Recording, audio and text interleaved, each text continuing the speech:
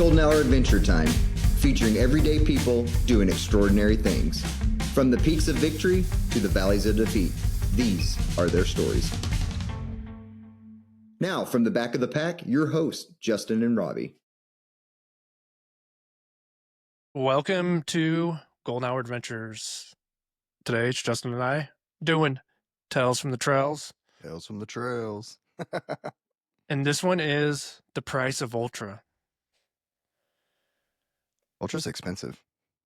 Yeah, we've been throwing this around, just looking at other like races and gear, and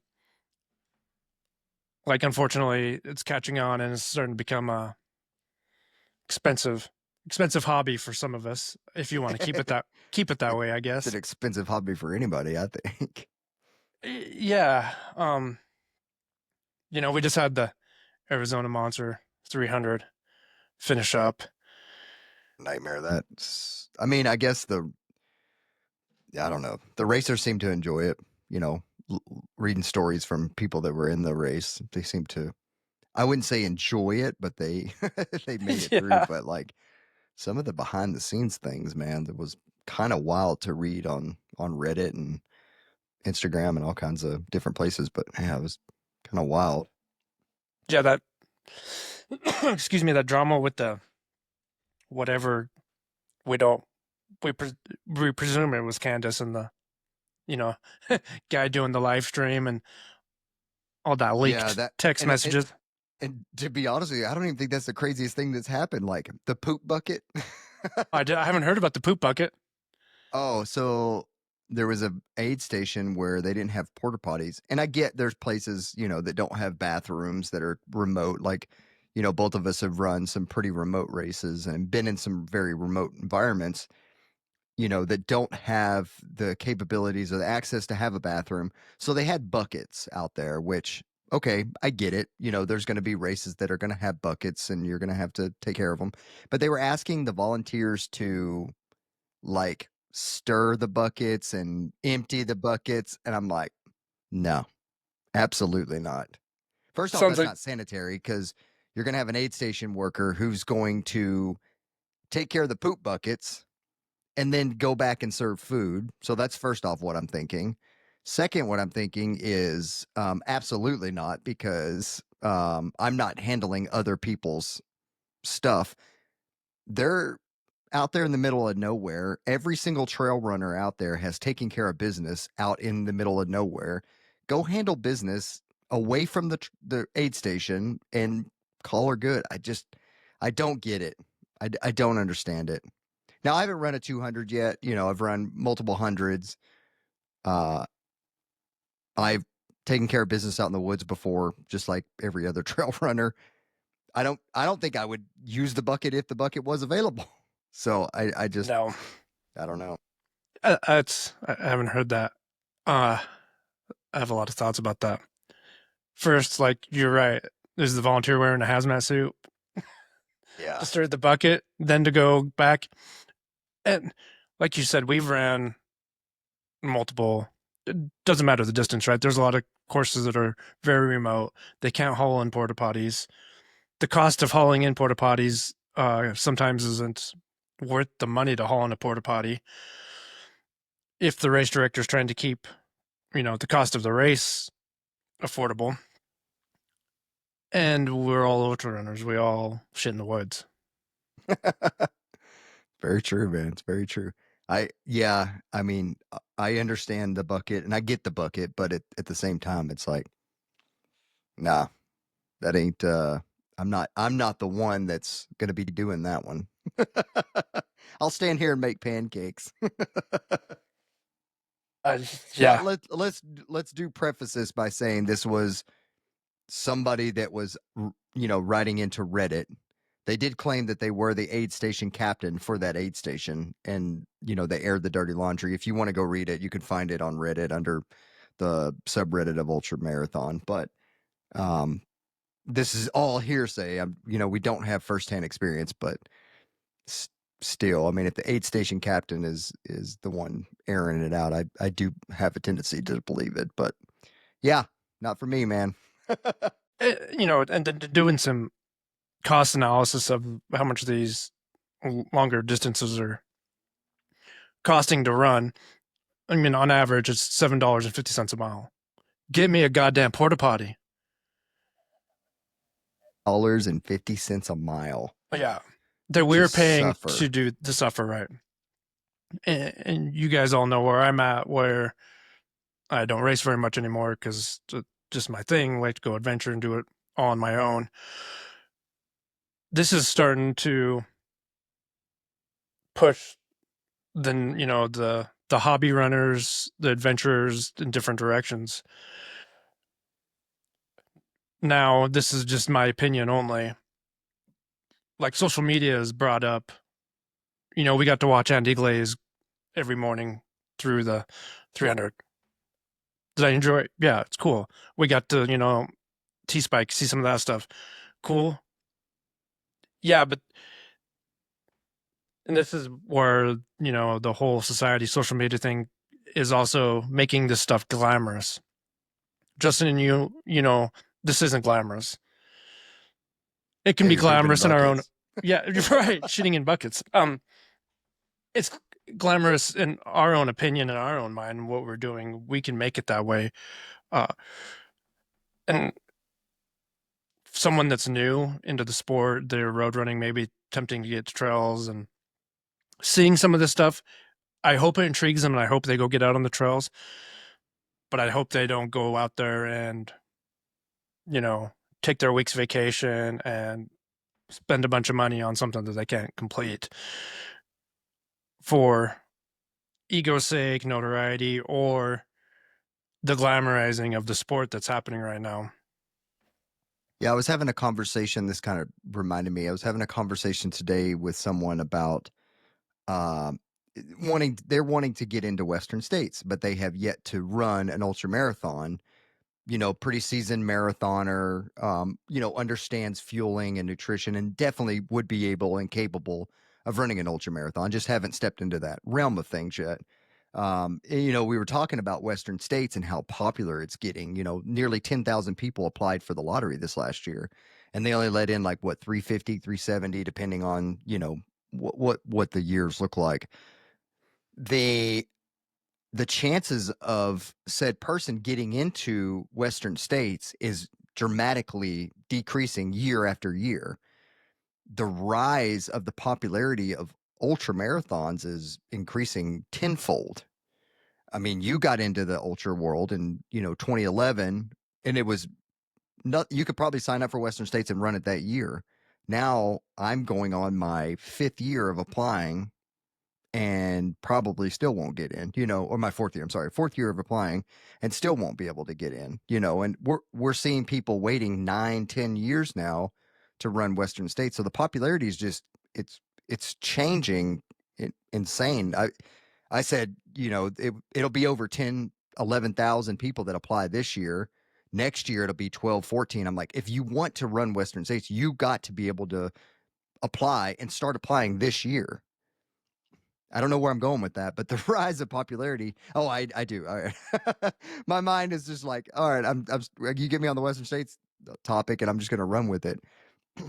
you know, you talk about glamorizing ultra marathons, and we have these races, and you went to one this year where the cutoffs for the Western States cutoff is pretty forgiving, which is cool. I mean, that's fine. That's up to the discretion of the race director and the Western States board. I have nothing to say about it. It's good.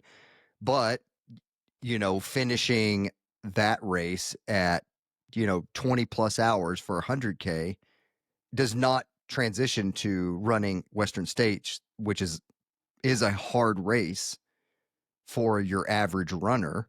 It's a hard race, and it'd be tough to finish in the cutoff time frame for someone who's running that, high cutoff. But I think that because we as social media, and I'm guilty of it myself because I'm on social media as a trail and ultra runner, but we are glamorizing our sport. And I would love to get more people into our sport. I see nothing wrong with growing our sport. Our sport is at such a small level right now, and it does need to grow. It needs to grow in popularity. We need more races out there. We, as much as we argue big companies bring in races and they do really well at them. I mean, everybody argues the UTMB thing, but look at UTMB, what they do every year. They sell that race out every single year. People fly to France, they stand at that starting line with 3,500 other people, and they run the race. And then the other 7 or 8 races they have that week, they do a great job at it. Regardless of what your feelings are on them, they do a great job running the race and organizing it. But yeah, we do. We glamorize the sport, and I think people too often see, oh, well, that guy ran 100 miles. I can run 100 miles. And they jump into it too quickly. And I think that happened on the Arizona Monster. I was reading that there were multiple people that jumped into that race who never even finished a 100-miler before. Wow. And I know that, I'm talking off people that I've talked to, hearsay again, because I've never ran a 200-miler. But from what I've understood is the 200-milers are, they're harder than 100, but the pace is not the same as 100. And so people just assume and think, oh, I can run this, at a slower pace. But there's just so much more that you have to do to be able to handle those big, long distances, that multiple day events. And so I do take fault in trying to glamorize the sport, but at the same time, I'm trying to get more people in it. But I 100% wrapping all of my soapbox around. I do 100% get what you're saying. Yeah, and it's there's these girls. I don't remember their names. I've kind of like had to block them on Instagram because they kept popping into my feed. I believe they might live in Utah. I'm not sure. They're marathon girls. They like do the whole mile 1, mile 2, mile 3. From one end, I think it's like the Lexi Watts, or I think yeah, Lexi Watts is the name. Yeah, and Isabel or something like that. There's more than one of them. They're not wearing proper gear if they get hurt. I don't see them carrying any hydration at all, and they're running 20 miles. There's just a lot of, who knows, maybe they're just hiding. I don't know, but of course I want more people on the trails and get out and get into the sport. But I also want the price point to stay where everyone can afford it. And that's something, starting in 2011 to now, I've seen with races and gear. I mean, we can just talk about, gels being $5 a thing now. Yeah, they are. I mean, some of these gels, like a Morton gel, is what, $4.40. Yeah. $4 for 30 minutes of fuel. Right. You could buy a pack of clusters, nerd clusters, for that, right? And get essentially longer fueling. And I did fuel my run today on Nerd Clusters, and I had a phenomenal run. Mine's been on Peeps lately, since they're Peeps, that's so cheap. Then like 4 of them, depends on if you get the bunnies or the chicks. Yeah. The bunnies are like 28 grams and 4 of them. So I mean, you eat 8 of those, and you're 60. It's like I guess shoes have gone, upwards of $300 to $400 now. And I don't care if you got the money, you spend it. I don't care.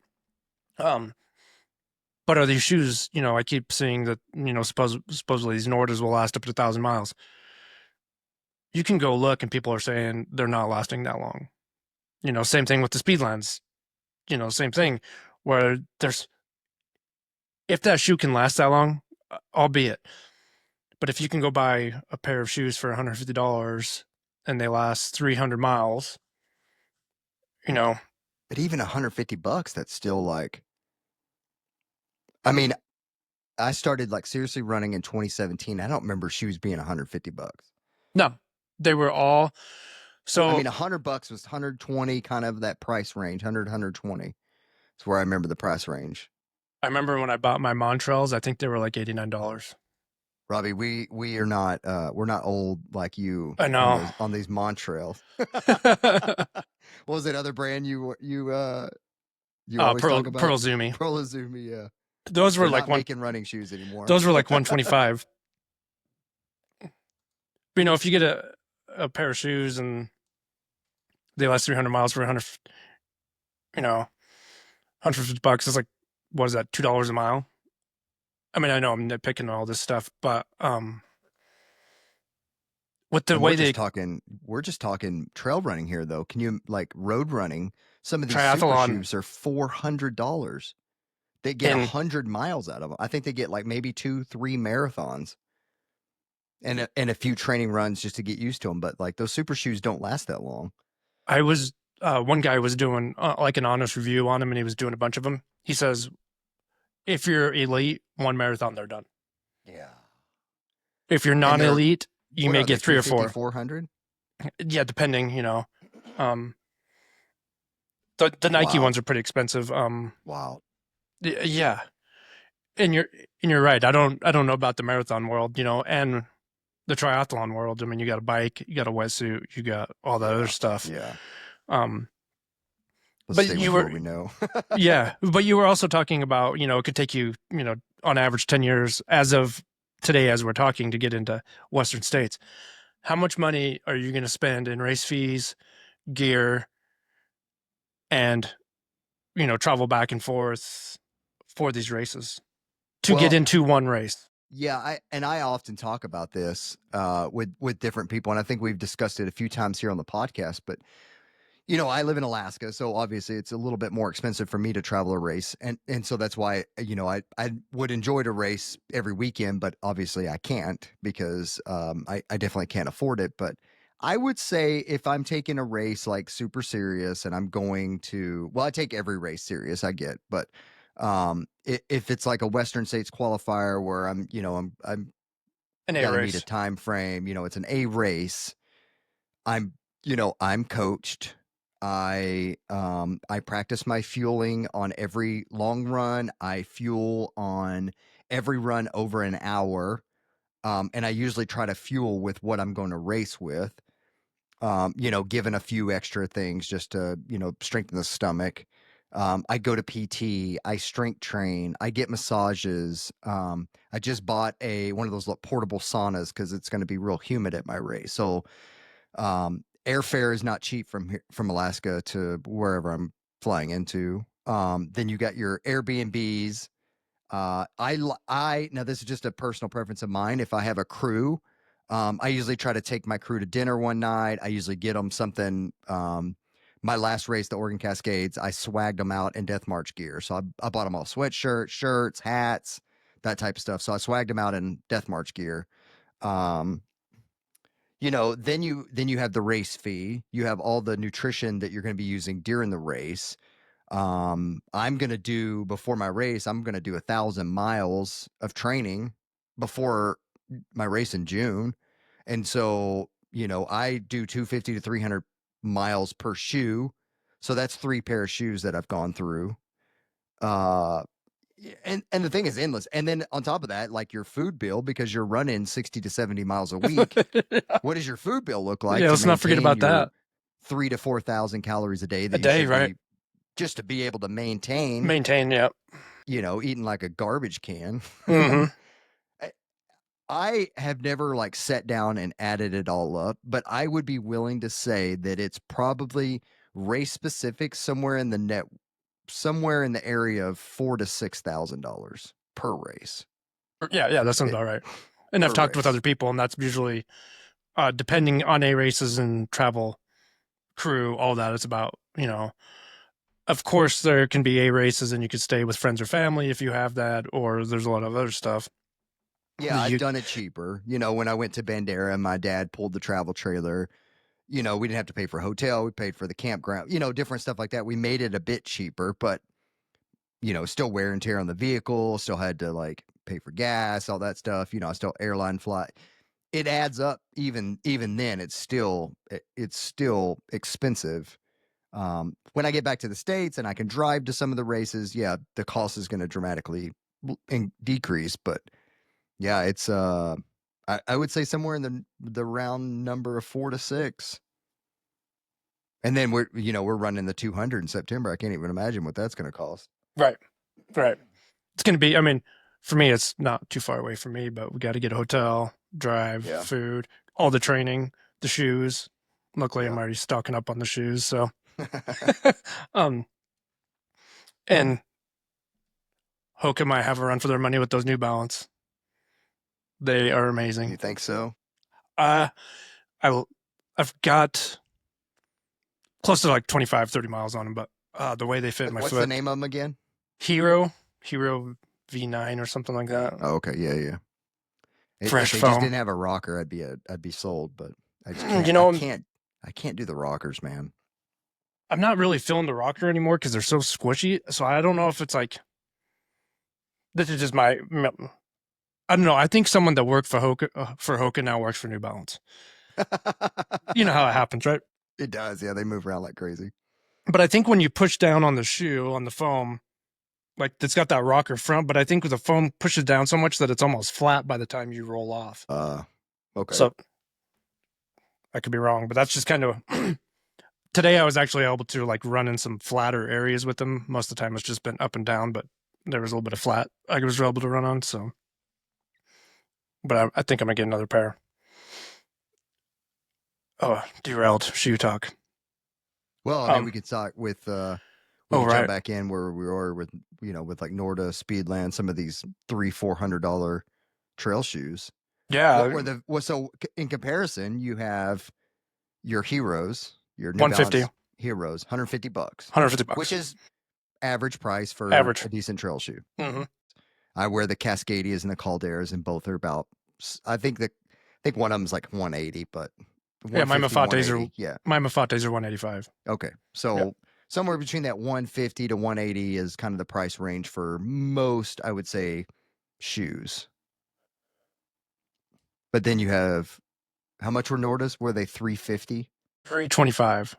That was just the one I looked at. Speedlands are 275. Mm-hmm. But they're claiming you can get some. What Speedland said, like 1,000 miles. 1,000 miles, yeah. And I'm sure there are people. I mean, there's people that wear, Cascadias all the time, or the Heroes that get 1,000 miles out of them. But like, I'm not that person. Me either. At 250, 300, I start feeling it. My indicators start going off. Yep.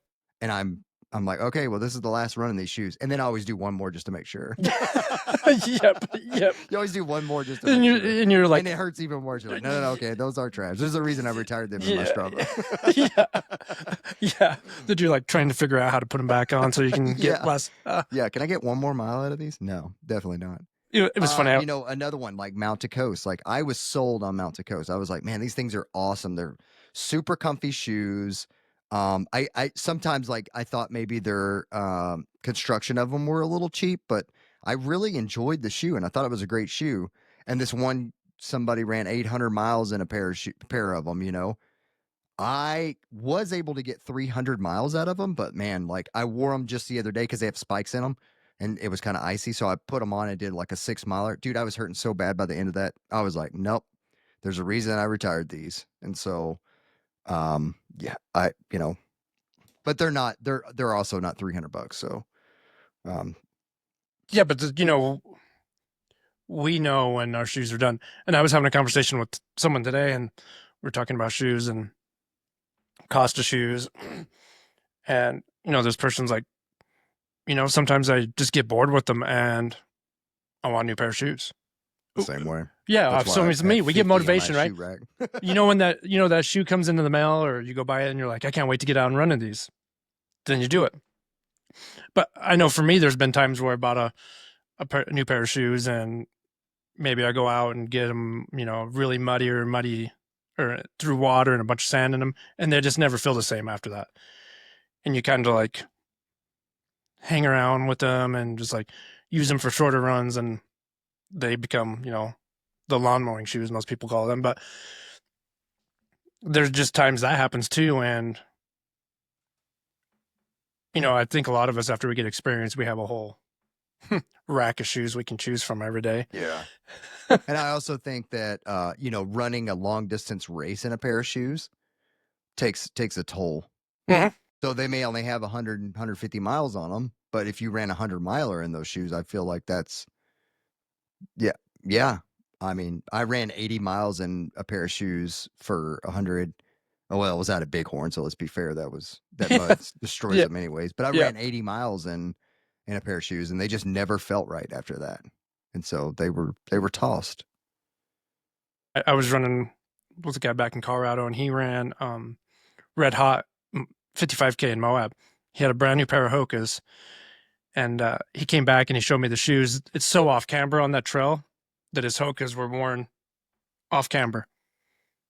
So he was really, really mad because he only got 30 miles in them, and he couldn't ever run in them again because they were just so off camber. He couldn't even walk flat in them. And I was like, dude, you're running on sandpaper for 30 miles off camber. Yeah. What'd you expect? He's like, well, I didn't think they'd wear it. I'm like, that's just what it is. I mean, there was that old adage that just throw any pair of shoes that you have and go out and run. I do agree with that somewhat, but like if you're off the couch and you just never really ran in your life, we know those aren't going to be runs. They're going to be walks, progressively getting to a mile, 2 miles, 3 miles into that. As people with experience and especially, training for a race, like you, Justin, that doesn't work anymore. You just can't go throw any old pair of shoes on and go do your 20-mile run, especially in Alaska, what you're doing with now. So there's got to be a little more, like, let's be real and stop, kind of not telling the truth and being like, hey, can be an expensive sport, hobby, whatever you want to say, to get into. Once we get our race vests and some of our shorts and all that, it calms down a little bit. But shoes are always going to be a thing, and nutrition is always going to be a thing. And another thing is time off from work. Yeah. Um, and I've been guilty of this. The whole ultra divorce, because I would use my time off work to go run races. I wouldn't use it to go spend time with my family. That's on me. But still, it's just what we do. It's how we enjoy ourselves and whatever else, fight those demons. But these people that just finished that 300, is that like 2 weeks of time off of work, depending where you're at? Unless you're the elites that went back to work the next day. Yeah, I'm just like, yeah, I kind of looked at the logistics. I know you could go to the finish and ride the bus back up to the start. But, I mean, what did the people that came in first and second, third, what was it, like 3.5 days or something? Yeah, I think PJ Mortimer was 86 hours. Taylor Spike was 88, and I think 89 or 90 or something like that. So, Which is freaking amazing. A little over 3 days. Well over 3 days. Yeah, I thought it was going to take them longer. Yeah, I did too. I wasn't. I had no idea how long that was going to take, and it was such an unknown.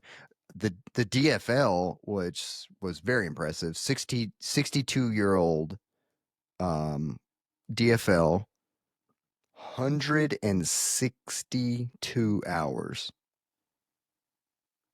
Wow. Out there for 162 hours. Almost doubled first place. I mean, more power to her. She incredible. Like, there's no way I would have been able to do that. So, I mean, 62 years old. Wow. Incredible. I was thinking when I saw these numbers, like, is this course just that easy for these guys, these elites, these faster people? Because they were booking. Well, I mean, I looked at some of the numbers, and it looked like it was like 35,000 foot a climb, which seems like a lot if you think about 35,000 foot, but it's over 300 miles. It's not very much, right? If you do the feet per mile.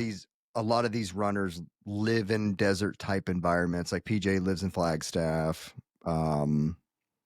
Taylor doesn't. He lives in Oregon, but a lot of the runners were from Arizona, so they're used to somewhat of the heat because the heat was taking its toll on a lot of people. The Arizona trails are very rocky. So I think that you have the advantage of living, if you live there, you have that advantage of, having access to those trails to toughen your feet. You're used to the heat. The climb, yeah, there was some big climbs. I'm not discounting that. I think that one of the climbs was like 7 miles or something like that. So I'm not discounting, the climbs, but overall 35,000 foot of climb over 300 miles isn't a lot when you have 100 milers that are 20 plus. Hard Rock's what? Well, yeah, Hard Rock, that's a different beast. Like, Well, I know, but those- it's that in 100 miles. So yeah, exactly. It's 33, in 100 miles. But Yeah. most of us are never running Hard Rock, so no. But yeah, I think that it's not an easy course because 300 miles is kind of the new distance. I mean, yeah, we have the FKTers that have gone out and done Arizona Trail or the PCT and have done those big Appalachian. distance. But yeah, exactly, the AT. But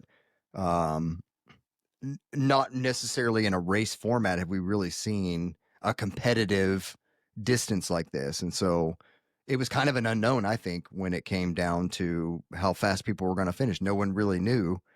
I guess there was maybe some ideas of like, let's try to do sub 4. I heard that sub 4 days.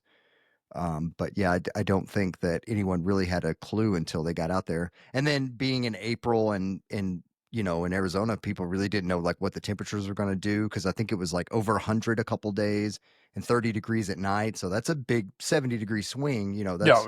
That can make things extremely uncomfortable. And so I think there was a 40-mile section that had to be run on the road or some kind of bike path. It's like, imagine running on trails for 2 days and then have to get on a 40-mile section of bike path. So, that would just, that'd be, yeah. Yeah. Well, we're going to do that for 200 miles. So I guess I shouldn't say anything. Well, it's not bike path. It's crushed limestone. We know what we're getting into though. Well, Yeah, we don't. We don't have a clue. But it's going to be flat and yeah. You're talking about some of these prices, and I know you've done some research on some of the other 200s. What numbers have you coming up with of destination trails? I know they're about $7, $7.50 is what you mentioned. Is some of the other ones close to that range or what? Yeah. I mean, Tahoe was, and these are the prices as of right now. So there could be, early bird specials where it's cheaper, where you can probably get a better deal. But, Tahoe right now is $1,683.73, which, $1,600, $1,700 for 200 miles. 3 weeks out, the Sedona 125 is $847. So, I mean, really, that's a 100-mile race for $847. Yes, I know there's 25, but I don't know what Black Hills 100 is. That's 109. That's, I think it's somewhere in the 350 range. Your normal 350 to 400 range. And if you would have got the early bird on Sedona 125, it was still around 650. So you're still probably $250 more than what, Yeah, like a well-known, yes. Yeah, I'm not justifying the price of Sedona Canyons or Cocodona by any means, but from listening to all the drama that happened with the 300 and then talking to people or people doing a comparison from the Arizona Monster to Cocodona, right? 300 miles, 250 miles. Yeah. A lot of people are saying that that have run Cocodona have said that it's such a well-supported race and such a well-organized event that like when you spend your $1,500-$1,600, you're getting a $1,500-$1,600 production of a race. I would hope so. And so yeah, and exactly and that's what you would expect if you're spending that type of money. And I have run an Air Viper race. They put on a phenomenal event. I've watched the live streams of Cocodona every single year, and I know you have too because we've talked about it. And I've watched Black Canyon live stream. I've ran Black Canyons. They put on a great event, and so I'm not arguing the fact that their pricing should be lower, but I get that $1,600 is a lot for someone to ship over to go run a race. But no, when you sign up for an Aerovibe event, you are getting a top tier, top level race. Now, I don't think that stays the same on other events. I'm not talking trash about anybody, but just based off what others have said, other companies don't hold that same value. Yeah. And if we do put it that way, like, I don't know what golden Western States is it like almost 500 or something once you get in? Yeah, I think Western States is it's four something. I don't think it's quite 500. I think it's four something, because I know the price of the buckle is more expensive than the actual race registration. Now they make that money up, through sponsorship and stuff, but I think you're basically paying for a buckle when you sign up. And you know what you're going to get with Western States. We've all seen it enough years now that you're going to get exactly the you're Super Bowl of $500. races. Like, there's no question there. You know what you're going to get. You're getting $1,500 worth of shit. Yeah, exactly. In a $500 race. And if the water's high, they got to take you over in a boat. That's not cheap. There's just a lot of stuff that goes into that. And there's something I wanted to bring up. So when I got this buckle, is it upside down? It is. My first 100, the Zion 100. Someone ran this race.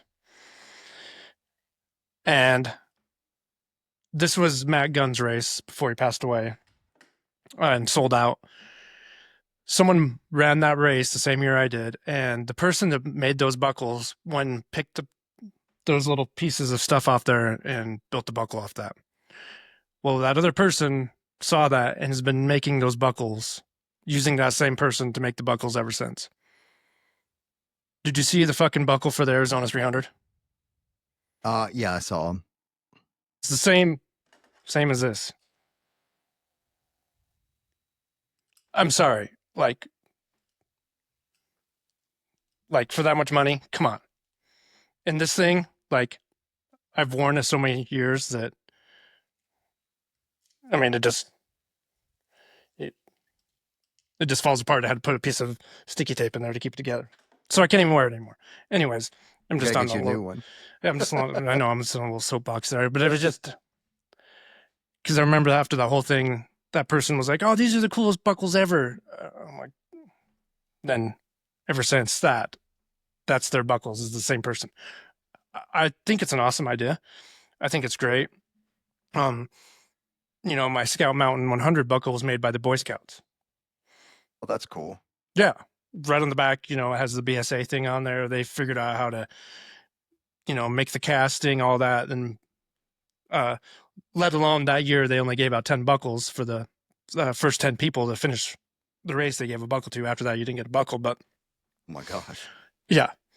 I don't know how it is now, but it was just like, I don't know. I just saw the buckle and people holding the buckle, and I'm just like, and maybe I'm a little biased because I know where that whole story came from and saw all that, but I just poured my life out for 300 miles.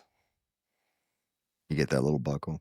I get this little buckle. I thought the same thing. I was like, now everybody knows me. I love buckles, right? Mm-hmm. I wear my buckles. I talk about my buckles. I love my buckles. I think there should be some uniqueness to a buckle. And if I ever direct a race that's 100-miler, you better believe that we're going to have the coolest freaking buckles there is. No one's buckles are going to beat the buckles that my 100-miler, if I ever race direct 100, is going to have. That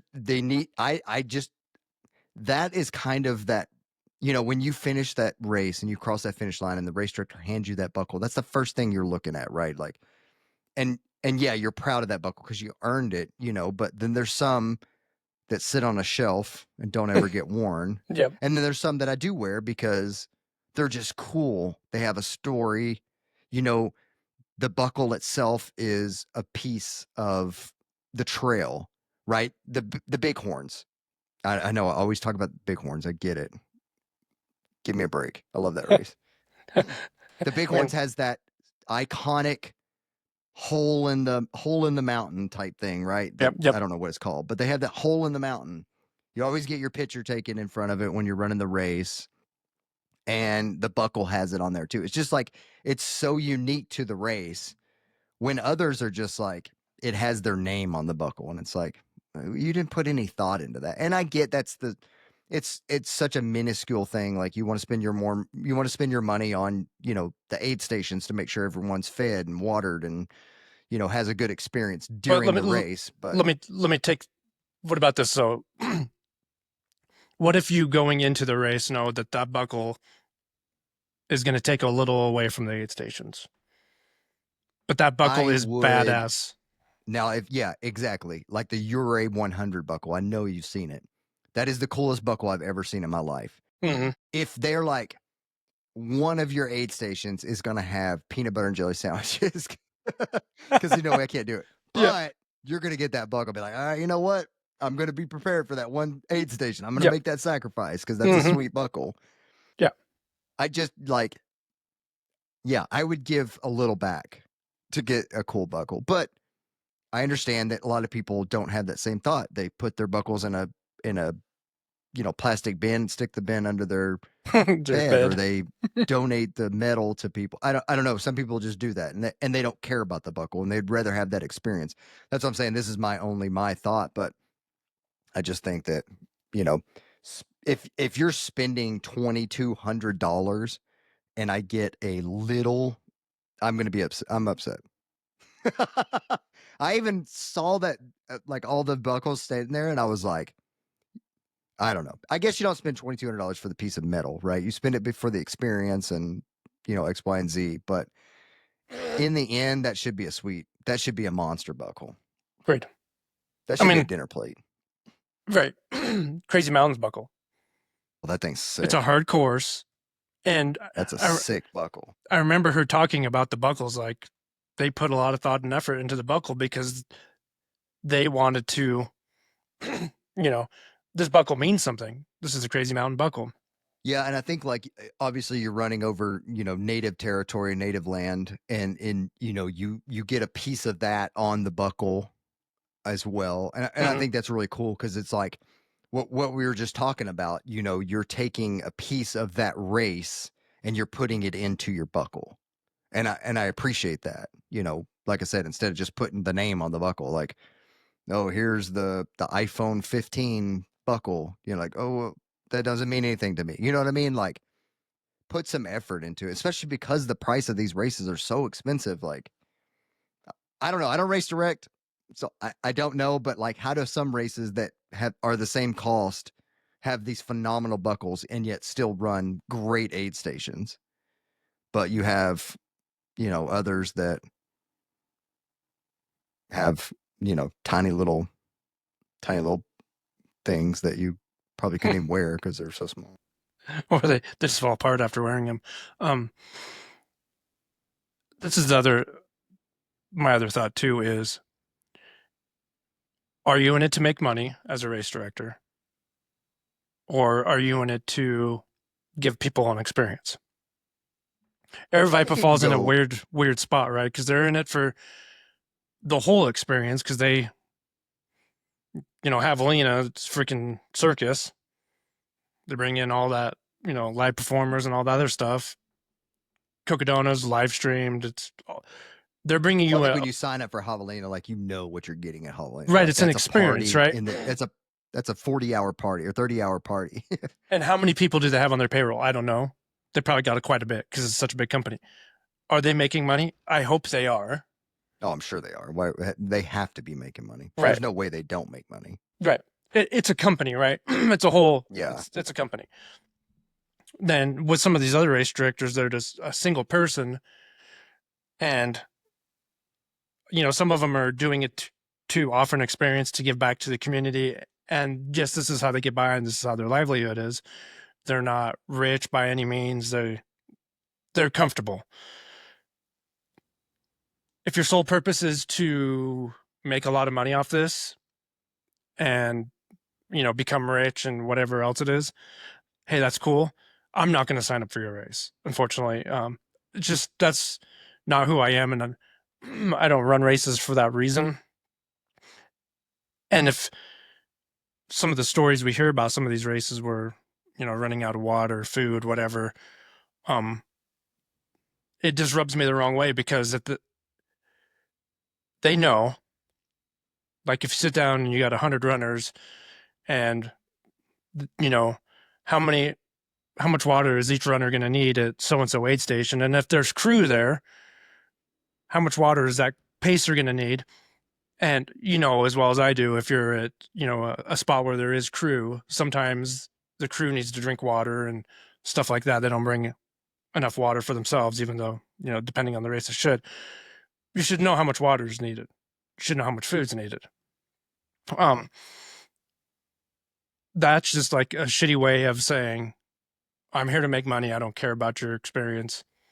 Uh, I did the least amount of food and water or whatever the logistics to get to you here. Oh well. Even though I'm saying I'm putting on this world class race. Yeah.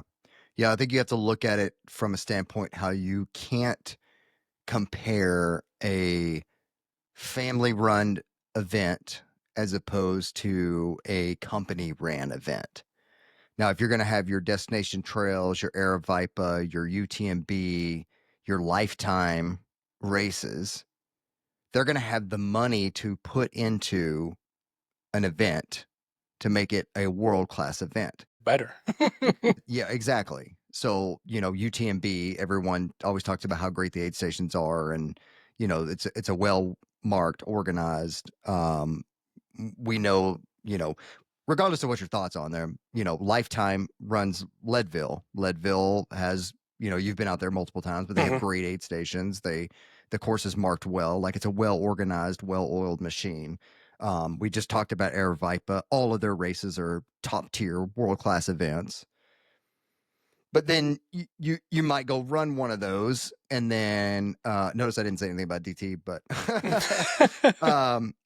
you might go run one of those events. You're going to spend a little bit extra because you're paying for that experience, especially with like UTMB. You're paying a lot for that, but you're paying a little bit more for those type of events as opposed to R200, for instance. R200 was $500-600. Let's call it that. I don't remember exactly what it was, but we're $1,000 less than Cocodona.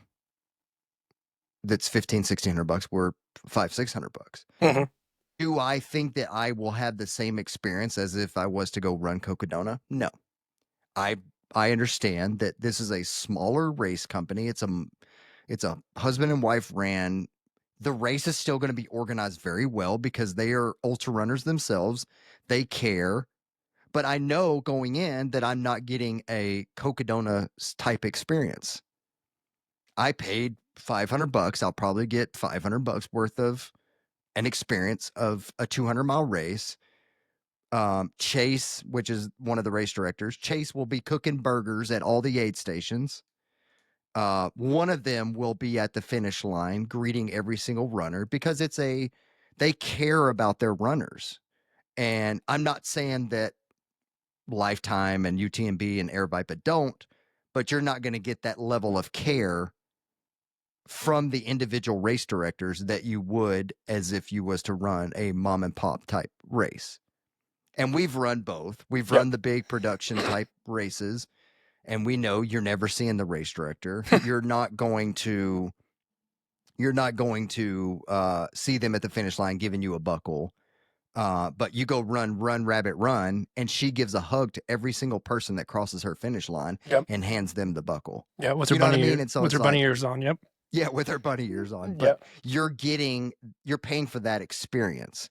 Now, like I said, you may not get as much at the aid station because you don't have that world class type event, but also you're not paying as much. So it kind of comes down to comparison of those type events being ran by a mom and pop or single person small company as opposed to these large DT, Aravaipa, Lifetime, UTMB type events.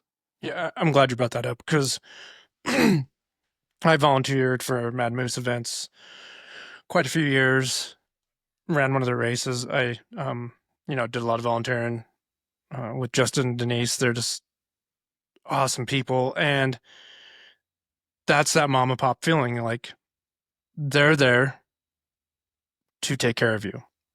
Yeah. They might not be able to When show it through all this stuff at the aid stations and all that.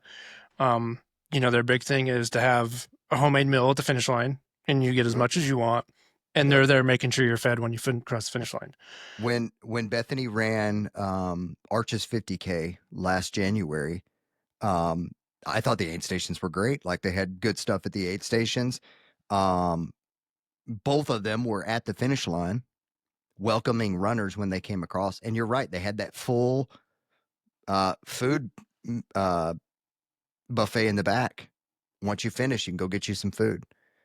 And Crazy Mountain did the same thing. I remember, I mean, I don't know if they do it year after year, but remember that feast that they fed all the crew, all the runners? It's like, That was like catered food, right? That was like top notch. it was, but it was home cooked. Like, I just, know, but the way people. they set it up on the white tablecloths and Oh, brought that's out the so funny. warmers, Yeah, we're out in the middle of nowhere. and they got the It was little, hilarious. black bear We should run that one sliders. again. We should run that one together. Yeah. That'd be a fun one to do. But those aid stations were great. Like I know you didn't really get to experience too much of them because you just ran, the last little bit of the race. But from I would assume from your experience of seeing the aid stations, they were great. But like the ones that I actually visited, I was like, wow, I was kind of blown away. One of the aid stations I went into, and I was pacing someone. So my job as a pacer is when we get to the aid station, I take care of my runner. That's the job of a pacer. The runner goes and sits down, or he, does what he needs to do to continue on to the next section, and the pacer takes care of the runner. That's the job. When I got to that aid station, they came to me and said, "Hey, what can I help you with?" And I'm like, "No, I'm a pacer." And they're like, "No, we understand. That guy is helping your runner. I'm helping you. What do you need?" And I was kind of blown away by that. I've never experienced that before. But I really appreciate it. And it might just be just that one aid station that was like that, but kind of blown away at that. That was a great experience.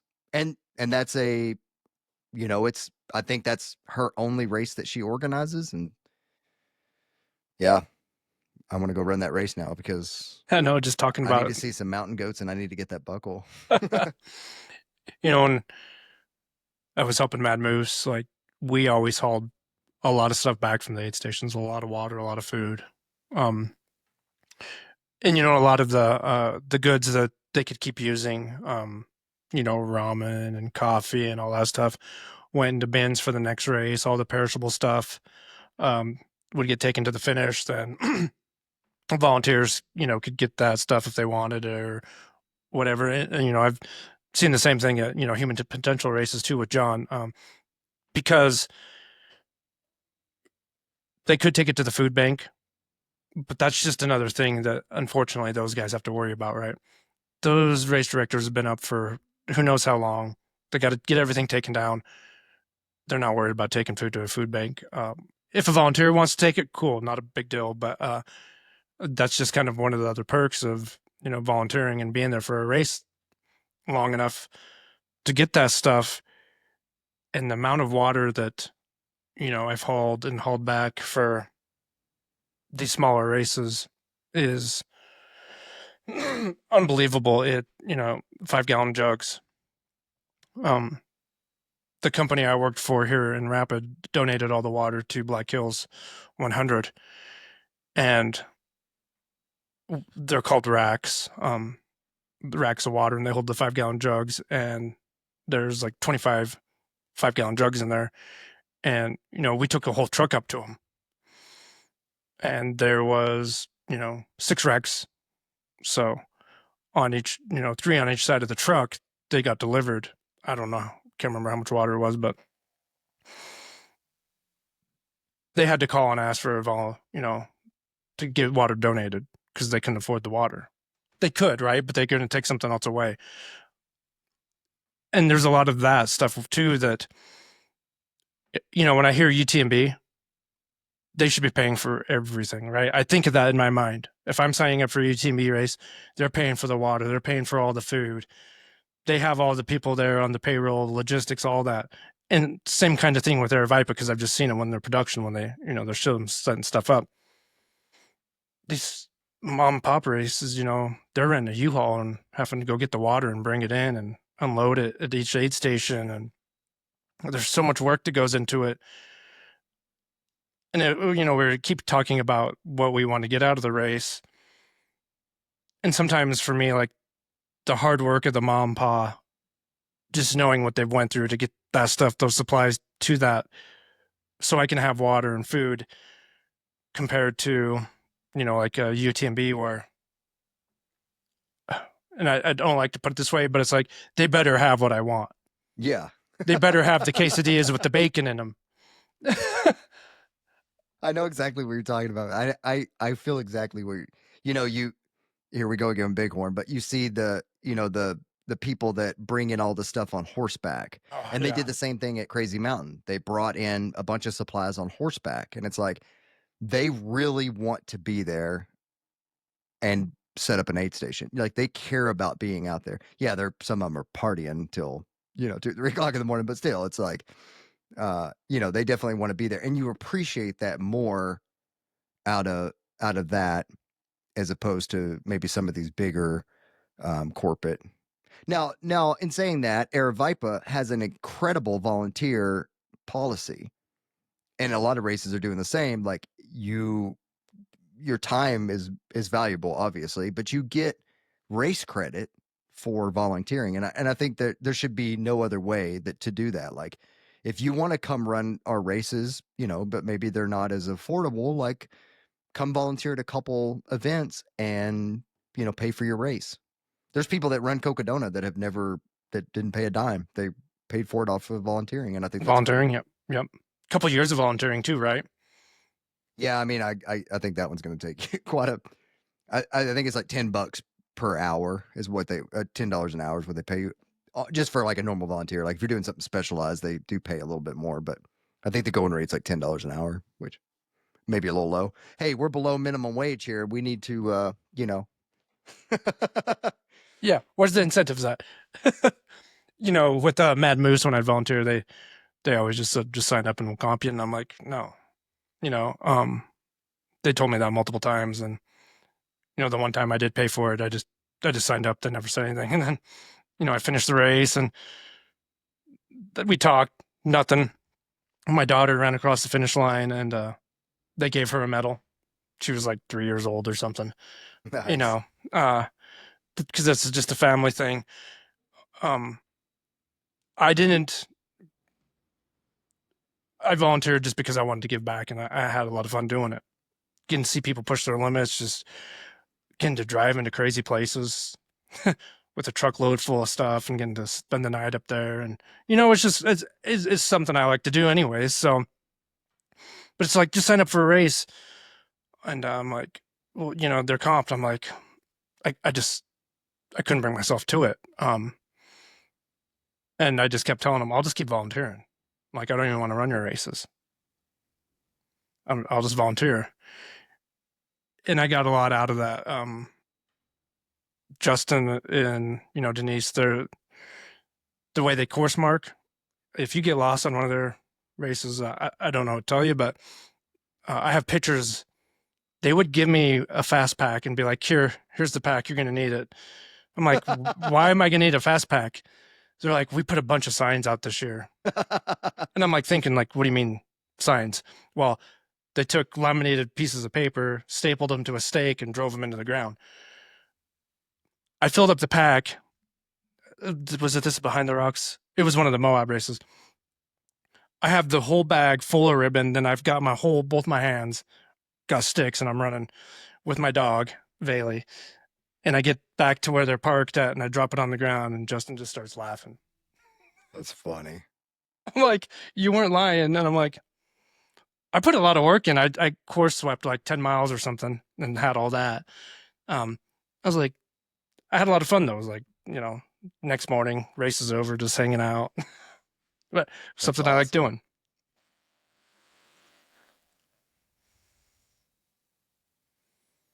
Well, I guess that's we had a little awkward silence there. I guess that's a good time to end it. I think so. Cool. Well, if you're as I wouldn't say frustrated as us, because we're not really frustrated, but if you're, care about the rising price of Ultra or the price of Ultra, Price let of us Ultra. know. Yeah. Drop us a comment. Follow us. Leave us a review on any platform you listen to. It definitely helps us out. And we'll see you on the trails.